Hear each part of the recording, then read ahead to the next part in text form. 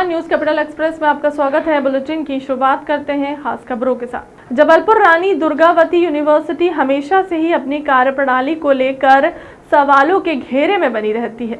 इस बार भी कुछ ऐसा ही मामला सामने आया, जहां हम आपको बता दें कि रानी दुर्गावती यूनिवर्सिटी में छात्र अपनी समस्याओं को लेकर दर दर की ठोकर खाते नजर आ रहे हैं।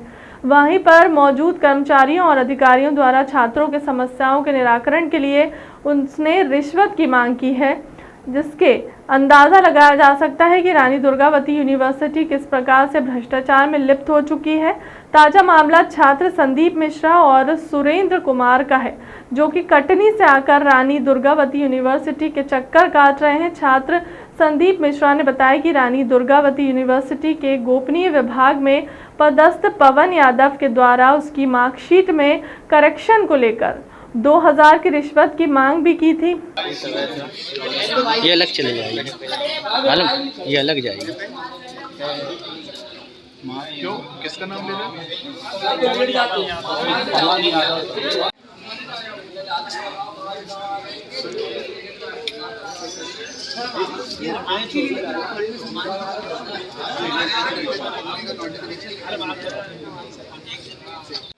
तो उसकी कॉपी नहीं ली थी?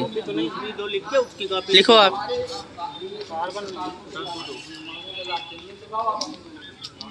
उसी डेट में लिख के फोटो कॉपी करा लेना।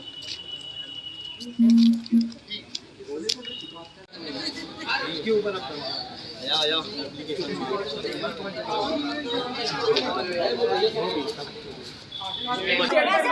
वो बता रहे मेरे से 2000 रुपये पवन यादव सर जी ने घूस मांगी है। उसके बाद मैंने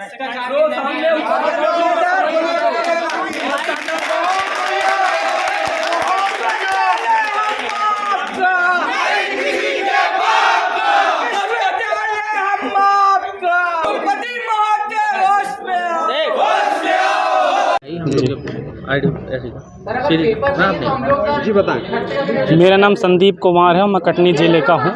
मेरी मार्कशीट 2014 के सुधार के लिए मैंने आवेदन किया था रानी दुर्गावती विश्वविद्यालय में। उसके विषय में मैंने 7 सितंबर को जो है आवेदन किया था पवन यादव सर के पास में, जो कि रानी दुर्गावती विश्वविद्यालय में कार्य करते हैं। उनके बाद मैंने सर ने बोला कि 1 महीने के बाद आप आइए, आपकी मार्कशीट सुधरी मिलेगी। मैंने पवन यादव सर के पास में आया, बाकायदे 1 महीने के बाद में उन्होंने कहा कि एक काम करो, तुम अभी कुछ तुम्हारा पुराना रिकॉर्ड है, इसकी वजह से तुमको अभी समय लगेगा, तो 1 महीने फिर बाद में आना। तो सर मैंने 1 महीने फिर मैं बाद आया। आज मेरे को 3रा महीना हो गया है। जब मैं आज आ रहा हूँ तो पवन यादव सर बोलते हैं कि 1000-2000 रुपये खर्चा पानी देके पंडित जी वहाँ स्टाफ में बैठते हैं, पैर पढ़ लो। तो सर मैं बोला सर मैं तो विदाउट टिकट खुद आता हूँ, मेरे पास पैसे नहीं हैं। तो उनके पैर पड़े और फिर चले गए। उनके बाद फिर मैंने शिकायत की श्री रश्मि टंडन मिश्रा जी से, जो कि यहाँ की हेड हैं, उनसे मैंने शिकायत की। उसके बाद मैं उन्होंने पवन सर को बुलाया, बोले अच्छा एक बात बताओ, बेचारा 3 महीने से परेशान है, तुमको कितना समय लगेगा कुल मिला के ये बता दो। तो उन्होंने बोला कि मैडम अभी तो बहुत समय लगेगा। उन्होंने मेरा काम करवाया, 1 हफ्ते के अंदर फिर काम करवाया। उसके बाद मैंने लिखित शिकायत की है रश्मि टंडन मिश्रा जी के पास में। फिर उसके बाद में बोले कि 1 हफ्ते के तुम बाद आओ। 1 हफ्ते के बाद में जब मैं आया तो मेरी नोटिफिकेशन जारी नहीं हुई, जबकि श्री रश्मि टंडन मिश्रा जी जो हैं डॉक्टर, वो नोटिफिकेशन तुरंत निकलवा रहे थे। आज जब मैं 1 हफ्ते के बाद में आया तो बोलते कोई नोटिफिकेशन नहीं है, आप एक काम करो 20 तारीख को आना। सर मैंने शिकायत करने के बाद मेरी कोई सुनवाई नहीं हो रही है सर जी। सब चक्कर कटवा रहे हैं सर, बोले सबकी मिली भगत है ये। 2000 रुपये रिश्वत भी? हाँ 2000 रुपये जो है। सबसे पहले बोले कि कम से कम यहाँ 1500 से 2000 रुपये पैर पढ़ लो तुम देके, तुम्हारा काम हम 1 हफ्ते के अंदर करवा दूँ। मैंने हाथ जोड़ लिया, पैर पढ़ लिया। बोले सर मेरे पास पैसा नहीं है। बोले तुम ऐसे चक्कर काटते रहोगे। और सर मैं आज भी अभी चक्कर ही काट रहा हूँ 3 महीने से।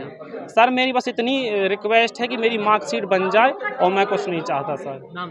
सर मेरा नाम संदीप कुमार है और मैं कटनी जिला से हूँ। मेरे पिता का नाम किशन लाल है। कटनी से आया हूँ, मैं तिलक कॉलेज से हूँ।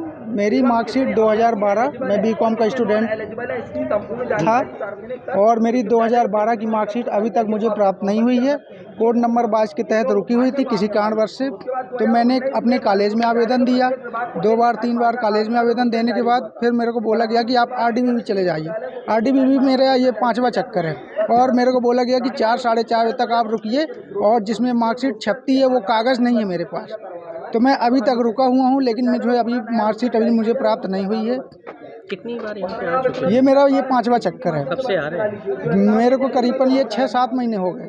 उसके पहले भी मैंने सीएम हेल्पलाइन में आवेदन किया था, तो फिर मेरे को वहाँ से पूछा गया कि आपका निराकरण हो गया है, तो मैंने बोला कि सर अभी निराकरण नहीं हुआ है और मार्कशीट मुझे नहीं मिली है। तो बोले आप कॉलेज से संपर्क करें, तो आपकी मार्कशीट अगर मिल गई होगी तो आप ये बंद कर दें।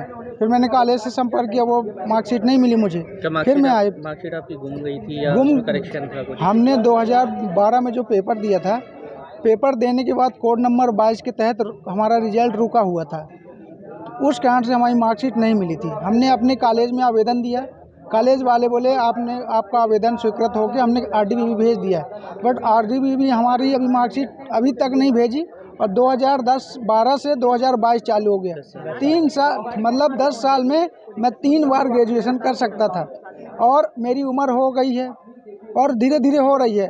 रोजी रोजगार का तो इतना आप सभी देख रहे हैं कि हमारे युवा भाई कितने परेशान हैं, और एक वो माध्यम है मार्कशीट कि हम पढ़े हैं तो हमको किसी काम में लगाया जाए, कोई रोजगार दिया जाए।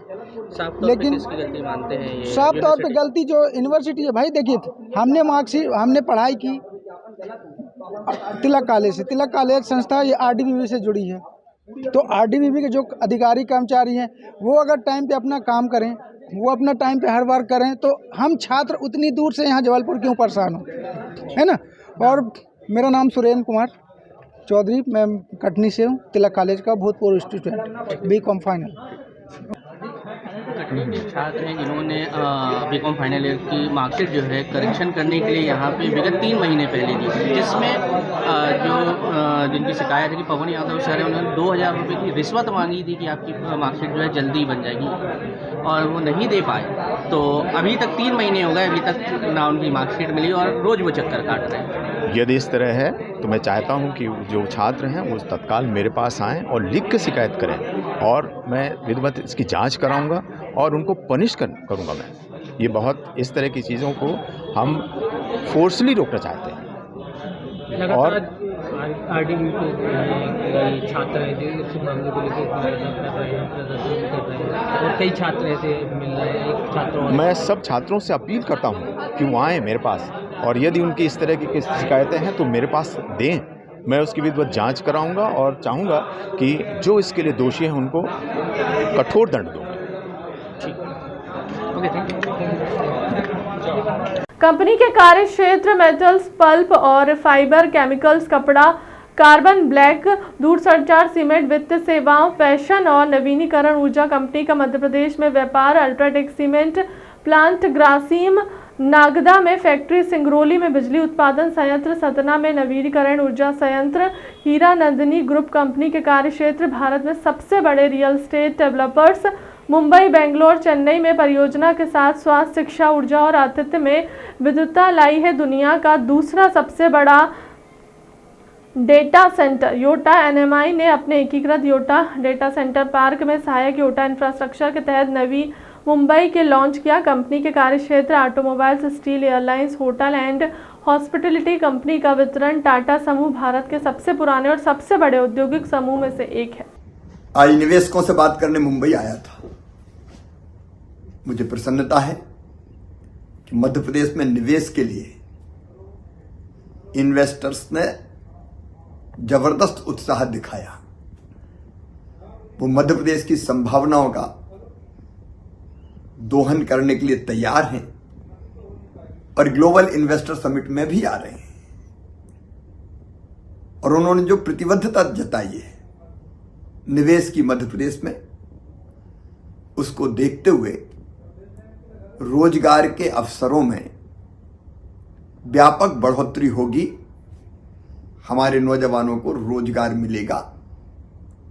मध्य प्रदेश पर विश्वास जताने के लिए मैं सभी निवेशकों का आभारी हूं। मंत्री विश्वास कैलाश सारंग ने भारत टॉकीज ROB का किया निरीक्षण। मंत्री सारंग ने ROB के नीचे स्थित गोडाउन बंद न करवाने पर अधिकारियों को जमकर लगाई फटकार। 1973 में बने भारत टॉकीज ROB का मरम्मत कार्य शुरू हो गया। 20 नवंबर तक पूरा होगा। पहली सराफा निकलने का कार्य 20 नवंबर के बाद लगभग 1.5 माह के बदले जाएगा। 144 बियरिंग मरम्मत के दौरान बदली जाएगी। ट्रैफिक व्यवस्था मरम्मत के लगभग 25 साल बढ़ जाएगी। आरओबी की उम्र। मंत्री सारंग ने आरओबी के नीचे गोडाउन में संचालित दुकानों को तत्काल बंद करवाने के दिए निर्देश। ये सब सेफ्टी के लिए गलत है, ये सब गलत है, इनके सबके वो कैंसिल हो चुके हैं।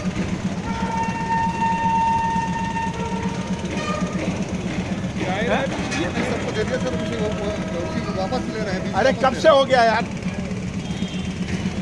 भोपाल में डटे हुए सबको हटाओ। भारत टॉकीज का ये आरओबी लगभग 1973 में बना था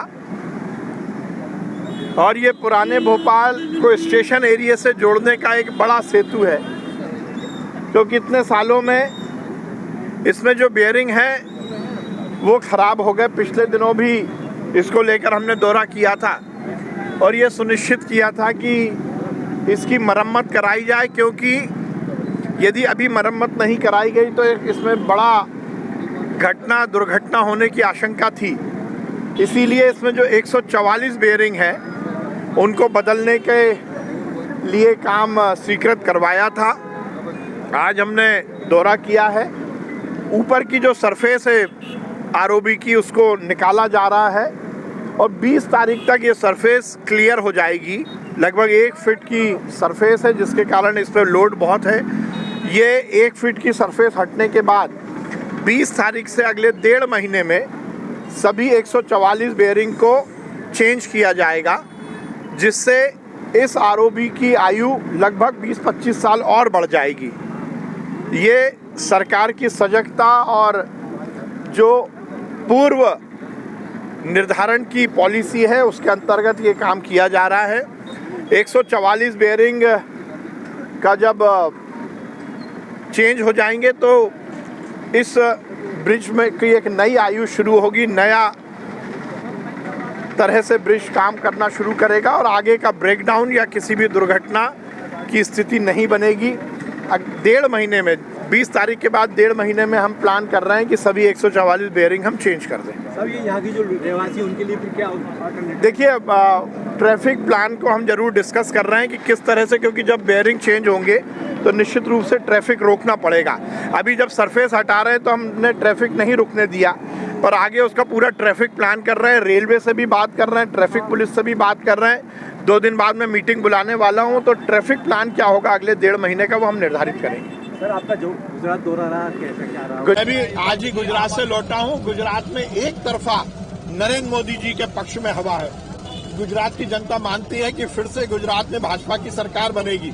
डबल इंजन की सरकार का जो फॉर्मूला है जिससे गुजरात लगातार विकसित होता रहा है, उस फॉर्मूले को गुजरात की जनता पुनः स्थापित करना चाहती है और नरेंद्र मोदी के नेतृत्व में भारतीय जनता पार्टी की सरकार गुजरात में बनेगी और रिकॉर्ड वोटों से भाजपा ने आप लोगों को जिम्मेदारी है। नरेंद्र मोदी जी के नेतृत्व में जिस प्रकार से केंद्र की सरकार काम कर रही है और जिस प्रकार से गुजरात की सरकार ने काम किया है, डबल इंजन की सरकार गुजरात में विकास के नए एजेंडे को स्थापित करने में सफल रही है। इसीलिए गुजरात की जनता ने फिर बनाया है कि नरेंद्र मोदी जी ने जिस प्रकार से गुजरात को गढ़ा है, बनाया है, एक बार फिर भारतीय जनता पार्टी की सरकार बनाकर गुजरात को नए कलेवर में स्थापित किया जाएगा। राहुल गांधी की यात्रा की जिम्मेदारी? राहुल गांधी की यात्रा पूरी तरह फेल हो गई। गुट और गिरोह में बटी हुई पार्टी मध्य प्रदेश में समझ में ही नहीं आ रहा। कोई एक दिन प्रभारी बनता है, दूसरे दिन हटा दिया जाता है। कौन बना रहा है, कौन हटा रहा है, यही नहीं मालूम। और अब तो उस व्यक्ति के हाथ में पूरी कमान आ गई है जिनके दामन पर 1984 के सिख दंगों के दाग लगे हैं। जिस प्रकार से इंदौर की घटना हुई और गुरु नानक साहब के प्रकाश पर्व पर कमलनाथ जी का विरोध हुआ, निश्चित रूप से मध्य प्रदेश आने के पहले राहुल गांधी को चाहिए कि वो 1984 के जो दंगे उनके परिवार के माध्यम से कांग्रेस के नेताओं ने कराए थे, उसके बारे में जनता से माफ़ी मांगे और जो दोषी हैं उन्हें कांग्रेस से बाहर करें। 2023 के महाभारत के लिए युवाओं का शंखनाद है। वी.डी. शर्मा बीजेपी प्रदेश अध्यक्ष का बयान। सुघोष अभियान पर बोले वी.डी. शर्मा। सुघोष एक पारंगत आईटी के क्षेत्र में पारंगत युवाओं का उद्घोष है। बीडी शर्मा ने आज इस उद्घोष के साथ नौजवान जमीन पर उतरकर प्रत्येक बूथ पर कमान संभालेंगे। आलोट विधायक मनोज चावल पर खाद लूटने के मामले पर बोले बीडी शर्मा, कांग्रेस के नेता मध्य प्रदेश में भ्रम फैलाकर वातावरण बिगाड़ने की कोशिश कर रहे हैं। विधायक जिम्मेदार व्यक्ति हैं और वह खाद लूटने का बोल रहे हैं। यह दुर्भाग्य है। कांग्रेस के आला कमान को सोचना चाहिए कि उनके विधायक और सांसद ऐसी भूमिका में रहेंगे। क्या भारत जोड़ो यात्रा एक बेईमानी है? 2023 की महाभारत नहीं, नौजवानों का शंखनाद है। सुघोष एक पारंगत आईटी के क्षेत्र में पारंगत नौजवानों का सुघोष है, उद्घोष है। और आज इस उद्घोष के साथ नौजवान जमीन पर उतर करके प्रत्येक बूथ पर कमान संभालेंगे। इसकी तैयारी प्रारंभ हुई है। जो आपने आलौट के अंदर कहा, आलौट के विधायक से लेकर और भी कांग्रेस के एक ऐसी रणनीतिक तैयारी करके कि किस प्रकार से मध्य प्रदेश के अंदर भ्रम फैला करके किस प्रकार से हम वातावरण बिगाड़े। एक विधायक जिम्मेदार व्यक्ति है और वो ये कह रहा है कि लूट लो। ये दुर्भाग्य है। कांग्रेस मध्य प्रदेश के वातावरण को बिगाड़ना चाहती है। मैं तो इस बात की कड़ी आलोचना करता हूं। कांग्रेस के नेतृत्व को भी सोचना चाहिए, क्या उनके सांसद और विधायक इस प्रकार की भूमिका में आएंगे? जिम्मेदार लोग हैं, जनता ने चुना है। अगर कोई समस्या है तो समस्या को आप आकर के पटल पर जनता के बीच जाइए, आप मीडिया के सामने आइए। लेकिन आप लूटने की बात कर रहे हैं, ये वातावरण को बिगाड़ना चाहते हैं। देखिए भारत जोड़ो यात्रा यही एक बेईमानी है। मैं गंभीरता के साथ कहना चाहता हूँ, राहुल गांधी जवाब दें कि इस देश को तोड़ने का काम किसने किया? धारा 370 लगाने का काम भारत माता के सिर मुकुट पर, एक देश में दो विधान, दो निशान, दो प्रधान, ये कानून किसने बनाया था? आपके पूर्वज, आपके प्रधानमंत्री नेहरू जी ने बनाया था। जिस कलंक को मिटाने का काम भारत के प्रधानमंत्री नरेंद्र मोदी जी और अमित शाह जी ने किया है, तो भारत को जोड़ने का काम तो भारतीय जनता पार्टी करती है। कांग्रेस हमेशा से भारत को तोड़ने का काम करती रही है। कवर तो करोगे ना, ऊपर कवर तो करोगे।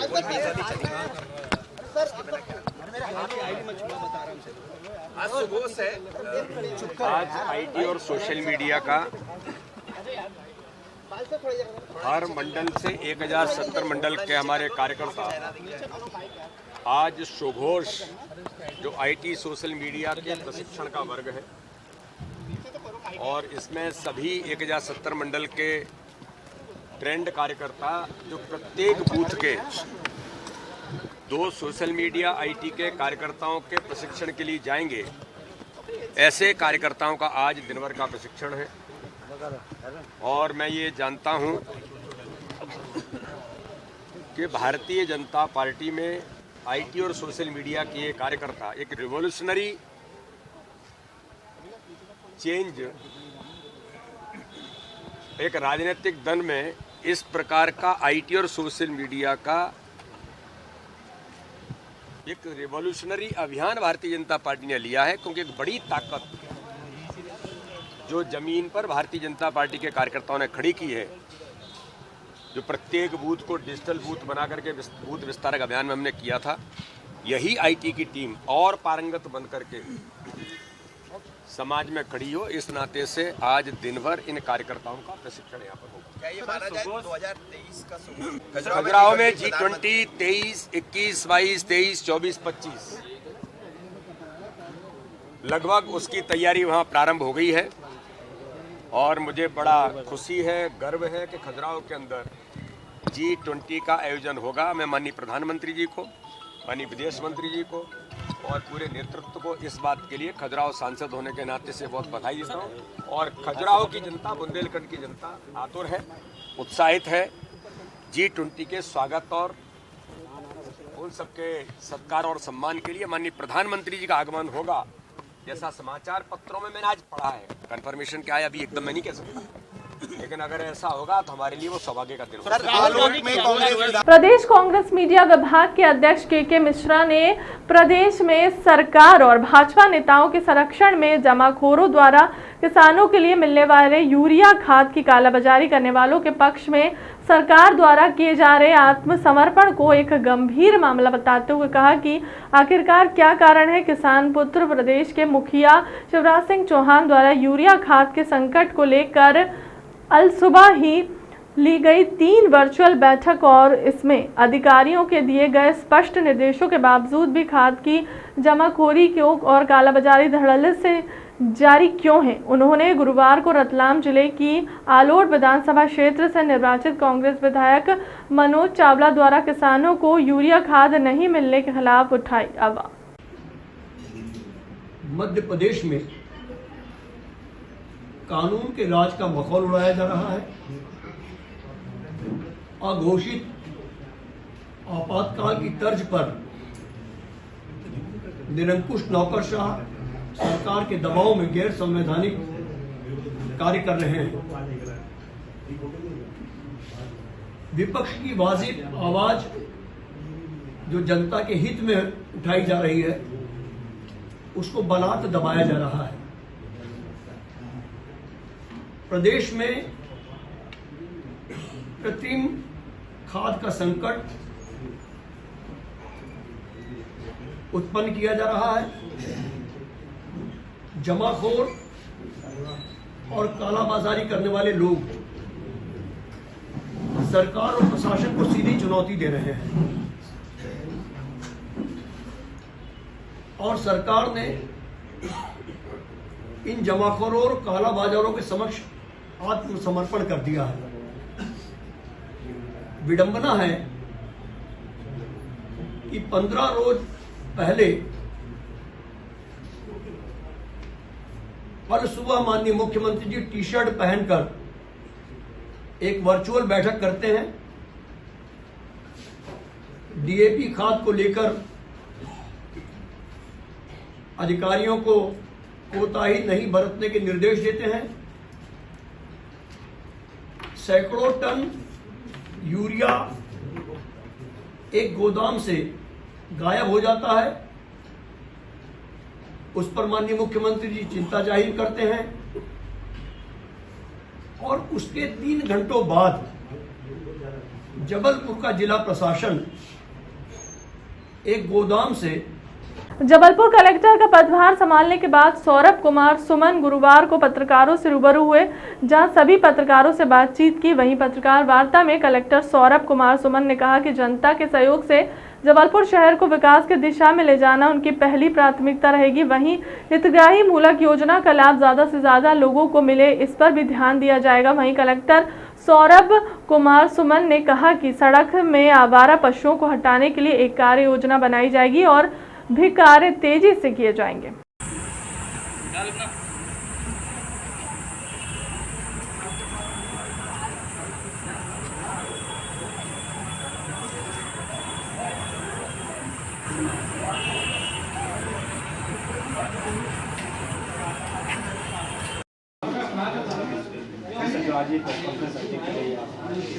आज मेरे द्वारा पत्रकार भाइयों के साथ सौजन्य भेंट का कार्यक्रम रखा गया था, क्योंकि मैं अभी रिसेंटली ज्वाइन हुआ हूँ। कल ही मैंने जबलपुर ज़िले में कलेक्टर के रूप में प्रभार लिया है, तो कुछ उनसे मैं जानना चाहता था, कुछ अपनी बात बताना चाहता था, क्योंकि मेरे लिए ये पहली पाठशाला रही है प्रशासनिक अधिकारी के रूप में। मैं यहाँ प्रशिक्षु अधिकारी IAS अधिकारी के रूप में पदस्थ हुआ था, तो 10 वर्ष बाद यहाँ लौटना कलेक्टर के रूप में मेरे लिए गौरव की बात है। और जो शिक्षा मैंने यहाँ से प्राप्त की है उसका ऋण उतारने का मुझे अवसर मिला है। मैं पूरे तन मन धन से प्रयास करूँगा कि इस ज़िले के लिए जितना बेहतर कार्य कर सकूँ मैं करूँगा। यहाँ पे जो अधोसंरचना के कार्य हैं, शिक्षा, स्वास्थ्य, महिला बाल विकास से संबंधित, रोजगारोन्मुखी कार्य, कृषि, उद्योग, जितने भी तरह के सेक्टर्स हैं सब पे ध्यान दिया जाएगा।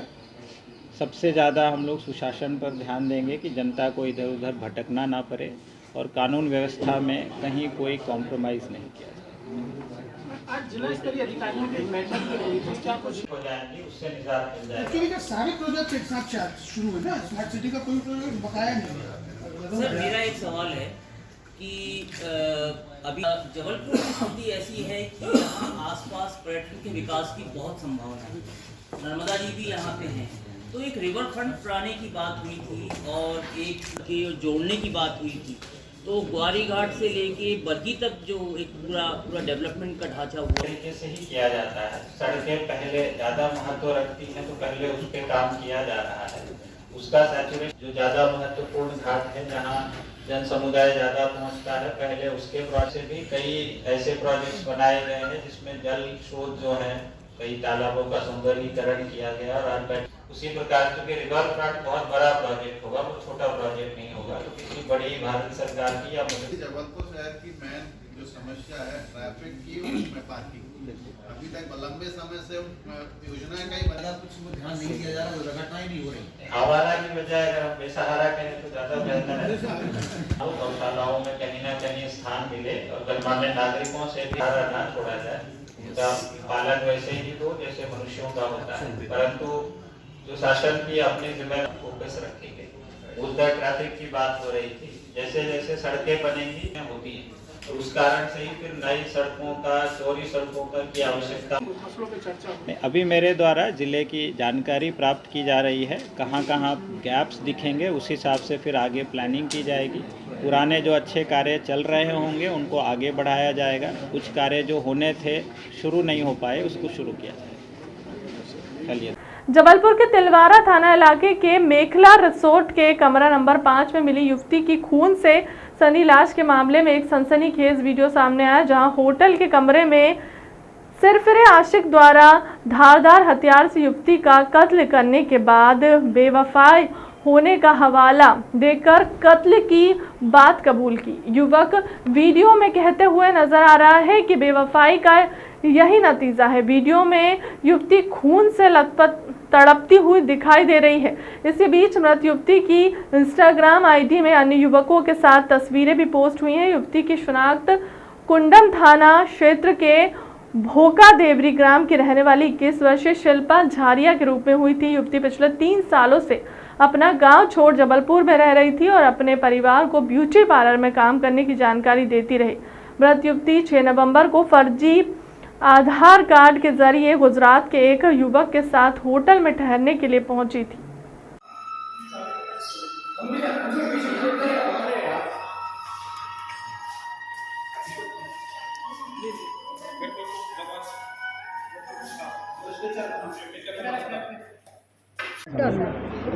ग्रुप में मत डालना, पर्सनल डालना।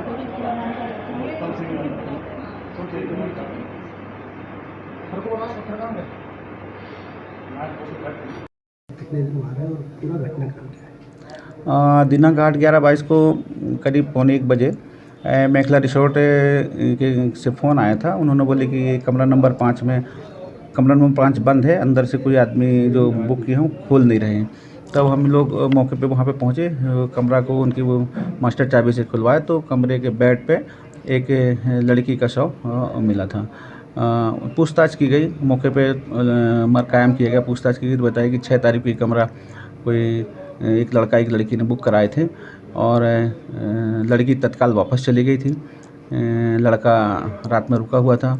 7 तारीख को लड़का खाना वाना खाने के बाद पुनः वापस गया बाहर शहर में घूमने के लिए और 4 बजे करीब उसी लड़की को लेके वापस आया और 5:30 बजे लड़का कमरा बंद करके कहीं बाहर चला गया था। तो ये लोग सोचे कि कहीं गया है, रात में आ जाएगा और अपने काम में व्यस्त रहे। रात में कुछ ज़्यादा विशेष ध्यान नहीं दी, कमरा बंद रहा। दिनांक 8 तारीख को फिर जब भी कमरा नहीं खुला 12 बजे तक, तो ये लोगों ने शंका हुआ तो पुलिस को सूचना दी। जी। जब आप लोग गए थे तो क्या स्थिति थी? हम लोग जब गए थे तो कमरा तो बंद था, खुलवाए तो डेड बॉडी मिली लड़की की। रूम में क्या क्या मिला? रूम पे शराब की बोतल थी, ब्लड फैला हुआ था, 2 गिलास में शराब रखी हुई थी। ये लड़की कहाँ की रहने वाली, जो लड़का कहाँ का रहने वाला? असल में वो लड़की का नाम पहले उसमें राखी मिश्रा लिखाया हुआ था और उसके आधार कार्ड के आधार जब उसको हमने तलाश की तो वो लड़की तो राखी नहीं निकली और एक और उसमें जो आधार कार्ड था जो जिसमें लड़की का नाम है शिल्पा लिखा हुआ था, उसका बरेला क्षेत्र का पता था। तो वो लड़की तो गलत निकली, फिर जिस आधार कार्ड के था उसके परिजन को बुलाए थे राखी पर, बोले वो अपनी लड़की को पहचानने से इनकार कर दी थी, हमारी लड़की नहीं है। फिर वो सेकंड जो लड़की के पर्स से जो आधार कार्ड मिला था उससे लड़की की पहचान शिल्पा के रूप में हुई। तो ये फर्जी आईडी से रुके थे? हाँ, दूसरे की आईडी से रुके थे। दोनों की फर्जी आईडी थी कि एक की? वो लड़की की जो आईडी है वो गुजरात की आईडी है। तो ये लड़की ओरिजिनल आईडी है। ये जो मेखला रिसोर्ट में जो घटना हुई है युवती की हत्या के मामले में, उसमें एक वीडियो सोशल मीडिया पे वायरल हो रहा है, तो उस जो वीडियो सामने आया उसको लेके आपका क्या कहना? जैसा कि अभी तक के इन्वेस्टिगेशन अपराध पंजीबद्ध है इसमें तिलवारा थाने में, और जो जिस वीडियो की बात कर रहे हैं वो संभवतः जो है आईडी उसमें इस्तेमाल, वो मृतिका की इस्तेमाल हो रही है। तो उसके आधार पर हमारी साइबर टीम लगी हुई हैं, और हम चूँकि उसकी मृत्यु हो चुकी है और उसके बाद उसकी आईडी इस्तेमाल की जा रही है, तो यह भी एक संज्ञेय अपराध है। उस पर हम सुसंगत धाराएं उस पर बढ़ा रहे हैं, और हमारी करीब 4 टीमें लगातार आरोपी को ट्रैक कर रही हैं, और हम शीघ्र ही आरोपी को गिरफ्तार करके इस पर आगे वैधानिक कार्रवाई करेंगे। परिवार से कोई बातचीत हुई मृतिका के, अगर उसने क्या जानकारी दी, उस संबंध में इनको कुछ जानकारी थी, कैसे ये संपर्क में आई, क्या इस संबंध में कोई इन्वेस्टिगेशन हुआ है? बिल्कुल, परिजनों से अभी चर्चा की गई है, और जैसा कि परिजनों ने बताया है कि वो बच्ची जबलपुर में ही रहकर कोई काम कर रही थी, इसलिए ज़्यादा परिवार के कांटेक्ट में नहीं थी, परंतु हाँ उसकी छोटी बहन के साथ कुछ बात हुई है, और जो मृतिका के मोबाइल से उस छोटी बहन से भी बात हुई थी, वो हम लोग ने पूछताछ उससे बहन से की है, और उसको इस आरोपी के बारे में बहुत कुछ नहीं मालूम है, परंतु हम बाकी अन्य जो स्रोत हैं उनके माध्यम से, खासकर सीसीटीवी फुटेज और अन्य लिंक्स जो उसके यहाँ जबलपुर में हैं, उनके माध्यम से हम उसको ट्रैक करने का प्रयास कर रहे हैं। शीर्ष पे एक चीज़ और चर्चा में है, रिसोर्ट में ये वारदात हुई है और वो लोग रिसोर्ट में रुके थे, और जहाँ तक जब इन्वेस्टिगेशन पुलिस ने की तो ये बात सामने आई थी कि आईडी भी फर्जी निकली।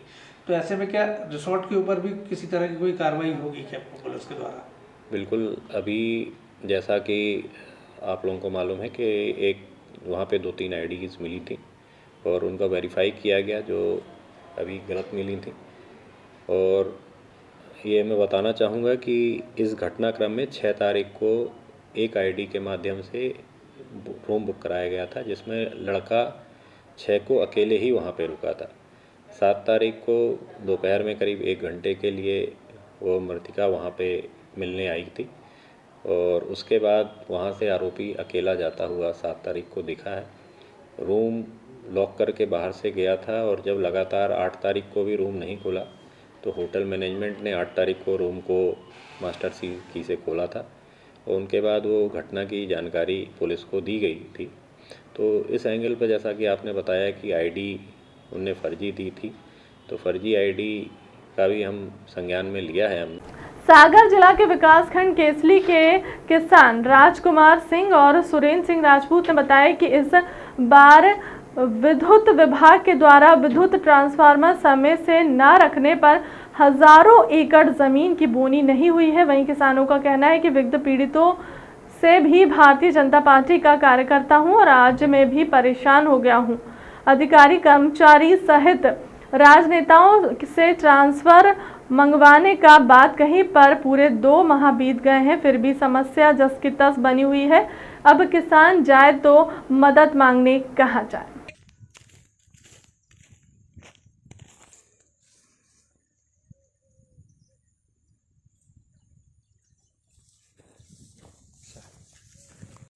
किसान तो बहुत परेशान है। मेरा नाम सुरेंद्र सिंह राजपूत, कृषि कार्यकर्ता हूँ, मैं समनापुर का रहने वाला हूँ। और ट्रांसफार्म 2 महीने से हमारे 2 ट्रांसफार्म गए हैं हमारे मौजा के, समनापुर और मननपुर मौजा, तो अभी तक आए नहीं है। और न कोनो राजनेता ने सुनी आए और न सुन रहा आए। और एक दो इससे किसानों को क्या कुछ नुकसान हो गया है, और बोनी करने में क्या? अरे नुकसान तो काफ़ी हो गया। जा बताओ कि नुकसान इतना हो गया कि 1 महीना लेट हो गए। इस संबंध में राजनेताओं से क्या संपर्क किया आपने? राजनेताओं से संपर्क का भूपेंद्र सिंह से खुद ही संपर्क करो, शिवराज सिंह बिरखेड़ी के द्वारा जी। और अब एनो मान के चलो ट्रांसफार्मर नहीं आए, 2-2 3-3 मंत्री बैठे सागर में, का काम के बैठे हैं। अब बताओ सरकार तो अपनी है और सरकार हमारी है और हमारी को ट्रांसफार्मर नहीं मिल रहा है, तो अब बताओ और अन्य आदमों को का हो तुझे। ऐसी स्थिति में क्या कुछ आप संदेश देना चाह रहे हैं जो पदाधिकारी हैं, कद्दावर मंत्री हैं? अब जय सरकार काम की नहीं बची, जय सरकार बिल्कुल बीजेपी की सरकार निकम्मी सरकार हो गई जी। तो क्या प्रयास हम तो बीजेपी के कार्यकर्ता आए, बूथ प्रभारी रहे, जब हमारी सुनाए नहीं आए तो अन्य आदमी की कागत हो तुझे। स्थानीय राजनेताओं से संपर्क किया था? स्थानीय का हम खुद ही बूथ प्रभारी हैं 15 साल से। तो फिर क्या किसानों का क्या रुझान है? क्या जब हमारी जागत है तो अन्य किसानों की कागत हो तुझे। जा बताओ कि हम भूपेंद्र सिंह से जुड़े, गोविंद सिंह से जुड़े, तुम्हारे से शिवराज बेरखेरी से जुड़े, भार्गव जी से जुड़वे को मतलब का। तो क्या कुछ संदेश देना चाह रहे हैं मामा शिवराज से जो है कि हमारे ब्लॉक में जहाँ जहाँ भी ट्रांसफार्मर नहीं आ उतने ट्रांसफार्मर रखे जाए, हर एक किसान को लाइट मिले और बाकायदा व्यवस्थित कार्य चले, तो ठीक है न से सरकार का काम की। फिलहाल के अब तक की खबरों में इतना ही। देश दुनिया की तमाम बड़ी खबरों के लिए बने रहे हमारे चैनल के साथ। नमस्कार।